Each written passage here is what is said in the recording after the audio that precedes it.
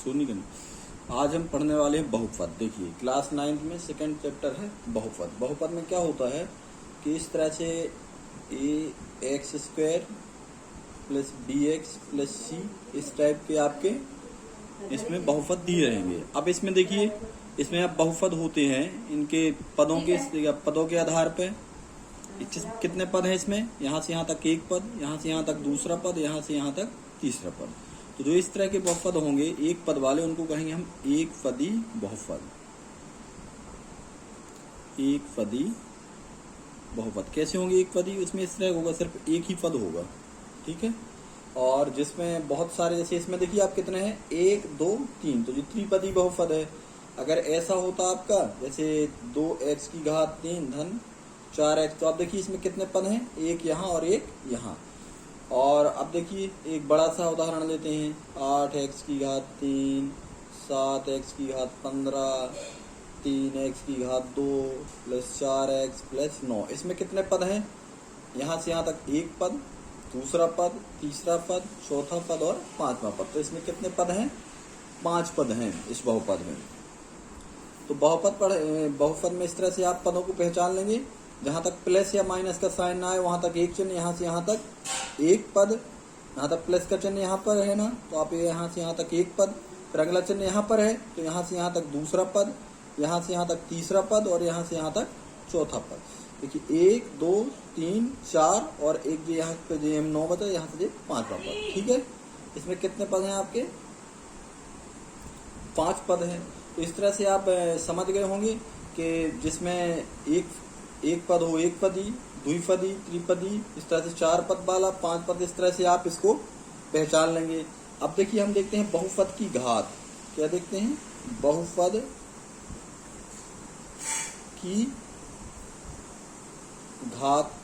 तो आप जानते होंगे, चर जानते हैं ना, चर कहलाते हैं आपको जो इस तरह से लिखे रहते हैं x, y, z। क्या है ये? इस तरह की जी संख्याएं क्या कहलाती है? ये चर है, जो इंग्लिश के अल्फाबेट से नोट किए जाते हैं। इनकी कोई निश्चित मान नहीं होते हैं, बल्कि इनके मान हर प्रश्न के अनुसार बदलते रहते हैं। अचर कहलाती जो आपकी संख्याएं हैं, संख्याएं 1 2 3 4, ये सब क्या है? आपकी संख्याएं हैं। तो जो बहुपद है ये चर और अचर के संयोजन से बना होता है, जिनमें चर की कुछ घातें होती है। जैसे अपन करें 4x की घात 3 प्लस 8x 9x की घात 5। अब यदि देखना हो कि इस बहुपद की घात क्या है, तो देखिए पहले इसको बात कर ले अपन। 4x की घात 3, इसमें देखें 4 इसका है x का गुणांक, 4x का गुणांक है, और जो ऊपर लिखा है 3 ये है आपकी 3, इसमें 3x की घात है। इसकी बात कर रहे हैं हम इस वाले पद की। ऐसे इस वाले पद में देखिए आप, x का गुणांक है 8 और x की घात है 1। जब यहाँ पे कोई भी घात ना लिखी हो किसी चर की, तो इसकी घात हम 1 मानते हैं, ठीक है। तो 8x की घात 1 हो गया। फिर आ गया 9x की घात 5।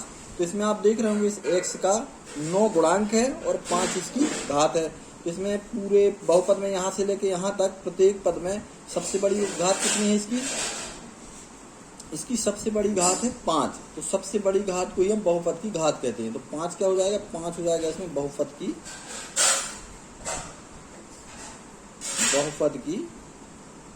घात। अब देखिए, अब यहाँ पे अपन एक दूसरा उदाहरण लेते हैं। दूसरा उदाहरण इस तरह से है, जैसे लिया हमने 8x की घात 15 प्लस 4x। तो इसमें बहुपद की घात कितनी है? ये देखिए सबसे बड़ी वाली ये है ना 15, तो ये इस बहुपद की घात होगी 15। इस बहुपद की